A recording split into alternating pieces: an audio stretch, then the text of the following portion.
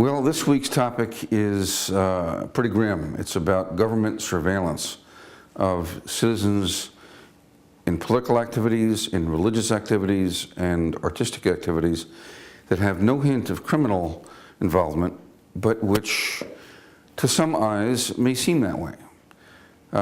We have a bill, it's my bill, Senate Bill 5048, that would outlaw the use of any police time, personnel, or equipment in putting people under surveillance without some reasonable belief that a crime is being committed.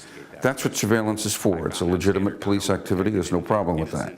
But not under people who are not involved in some apparent crime.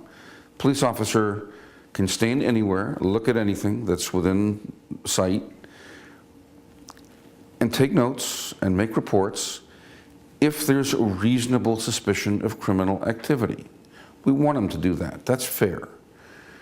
But when a college kid over here in Olympia and two or three of his friends get in the back of his car and drive out to Port Angeles to take part in a political demonstration against the war in Iraq and find themselves being followed, when the kid is stopped, pulled over by a police officer and given one of those tests at the side of the road to see if you're drunk, this is 10 o'clock in the morning, the kid hasn't had a thing to drink. When he's in the police cruiser and he sees on the dashboard of the cruiser a note with his picture and his license plate, he's been followed. And this stop for DWI is a pretext. They just want his ID. He's been under surveillance for no reason having to do with criminality, but because he's involved in political speech. And this is the year 2007, 2008, in the state of Washington, United States of America. Now, this stuff happened all the time when I was a kid.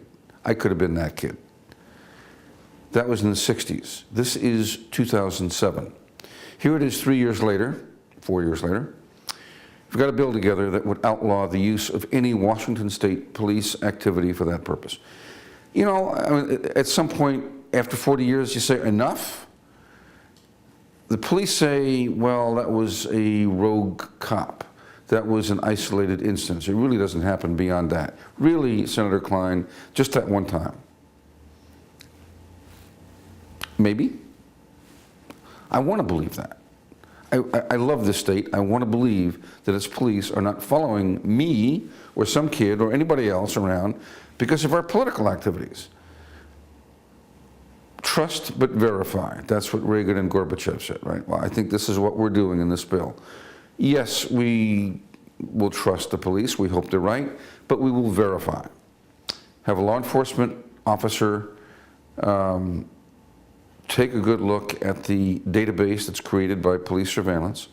Make sure that everything going into that database is based on a reasonable suspicion of criminal activity. That when it comes out of the database, it goes only to those police officers who are designated by their commanding officers to be able to see it. That's not every cop on the beat. Make sure, in other words, that police are surveilling when they need to surveil and not when they don't, and that the data that comes from those surveillances is used only for legitimate police activities. That's all we can ask. The police are there to protect and serve, and by and large, they do. I have a lot of faith in them. They're much more professional than the guys that used to beat me up when I was a kid. But we need to trust, but verify.